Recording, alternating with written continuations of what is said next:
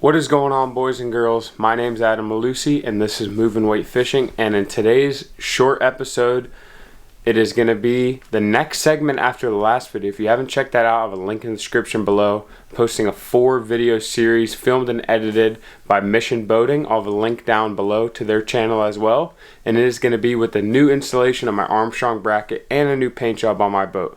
But right now we're dealing with the Armstrong bracket, and today we are with George Labonte and the professionals over at Armstrong, and we are going over the specs and measurements on what we need for my application. Let's dive into today's video. If you're considering adding a flotation bracket to your outboard powered boat, one of the most important details not to be overlooked before you start the process is getting all the exact measurements of the transom before the fabrication even begins. We're going to take a look at some of those factors today. I'm George Labonte and this is Mission Boating.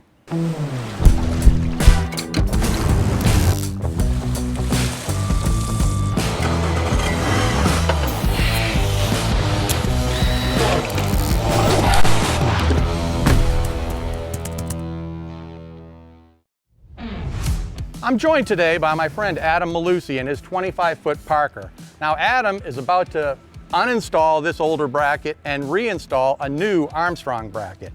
Now, like anybody that's going to undergo this process, he was met with a bunch of questions, and to be absolutely certain he was doing everything right to prepare for this installation, we came to speak with a couple of experts from Armstrong Nautical products. Now Adam, you had questions when you started going through the measuring process and all that stuff. Why don't we get into a little specifics on some of the speed bumps that you encountered and how we're about to deal with those? So Josh, Lawrence, a few of my questions were, I had a couple through holes, underwater lights. My transom was a little bit different from everybody else's. It was a little bit curved, and I wasn't comfortable taking the measurements without coming and asking you two experts on what needs to be done to take the correct measurements to install this Armstrong bracket. Okay, Adam, so the first thing what we ask people to do is take a picture of the transom, right? So we can see what's going on back there, whether you have through hull fittings, underwater lights, pads, curves, whatever it is. Right. We're gonna, build it accordingly to maximize flotation with the bracket. That's what you're after. You got these brackets that don't provide any flotation, but we're gonna maximize, custom build this bracket for you. So we're going to go through those measurements today with this bracket form.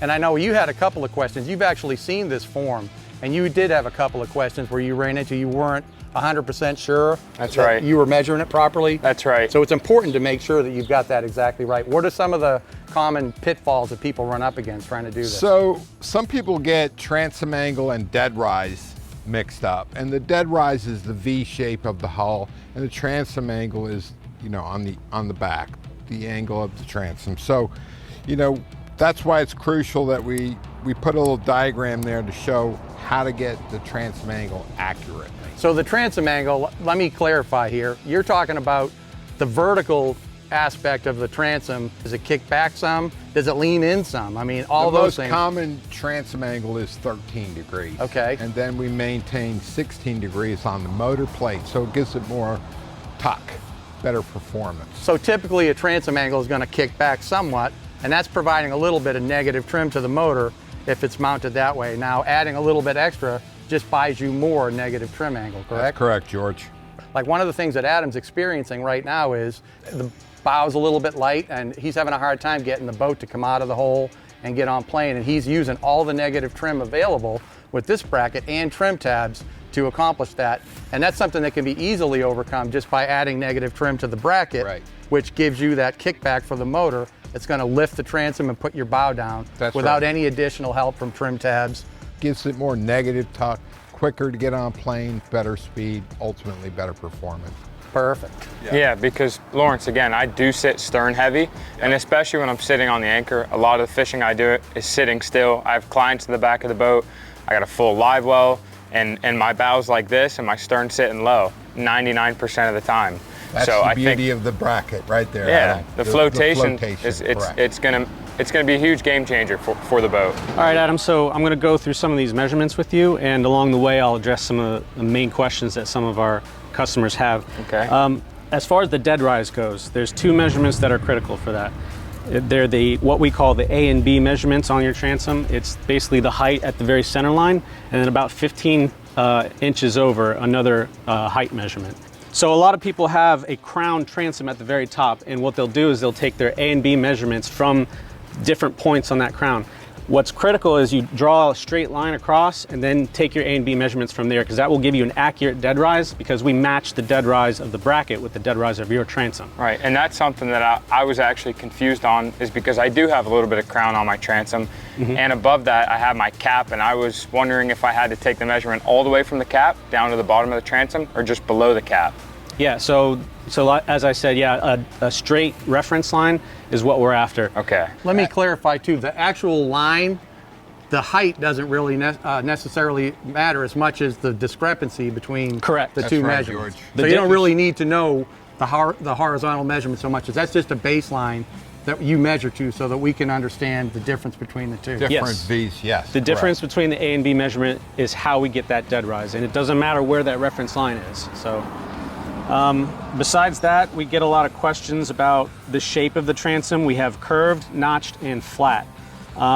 Whenever you have a curved or notched transom, you need the customer will be asked to make a template, so that we can actually match the template to the curve or the notch in the bracket manufacturing process. And some people get confused, Adam, that, you know, a notch is where the motors sit on the transom. That's a motor well, and it looks like a notched out transom. But for us, a notch is more like a Bertram 25 that has like a pad on the back. So it's not dead flat, you know, and we can build the bracket according to the notch as long as we've got the information or a template made. Yeah, now that's exactly, that's a really good point that you bring up there, because a lot of people, when they're redoing an old IO boat, like a stern drive boat, will have the notch, that pad that he's talking about is there. And a lot of people think you can just glass that hole where the drive goes through there and then put your bracket on there, but that's not the case. If that pad was wider than the actual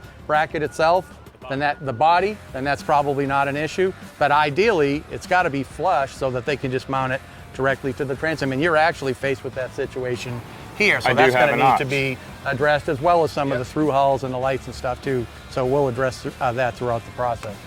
And we also need to know if you're going to repower this boat in the future. We've had situations where somebody will have 250s and then they'll upgrade to a 300. You need a different bracket for that, because that first bracket is not rated for that power.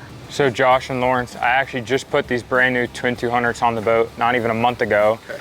And I'm gonna have them pulled off the boat and then the old bracket removed. And then once the new bracket goes on, these motors will go back on the boat. And I think it's gonna perform like a totally different boat once the bracket's on. The bracket we're going to design for you, Adam, is going to be rated up between 250. So if these get tired, or if you want to upgrade to 250s, it'll be powered for that. Perfect. As well. Okay, just to recap, we've got a few things that we need to do here before we get started. We're going to go through the measuring process and get all these measurements accurately via that form and what we just learned from these guys. Next, we got to address all the obstacles that need to be removed or worked around, how we're going to do that. And then we're going to deal with the notch that you've got to deal with, and that's basically it. And we get this thing underway and start building it and go from there. That's right, George. So it's real important about the form, the photos that you send us, and then we take an accurate look at everything you have and go from there. You ready to do this? I'm ready. I'm more than ready. I've been waiting. Lawrence, I appreciate it. Thank Josh, you, Adam. Thank you. George. Giorgio. Okay, guys, let's get to work. Yeah, man. Up next, the 25 Parker gets some unexpected custom upgrades at Browntown Boatworks. From fresh paint to a new chrome insert rub rail, before heading to the experts at Wildfire Marine for the final Armstrong fitment. Make sure to subscribe to follow the full transformation of Adam Mellusi's Parker project. Mission Boating, the ultimate marine resource.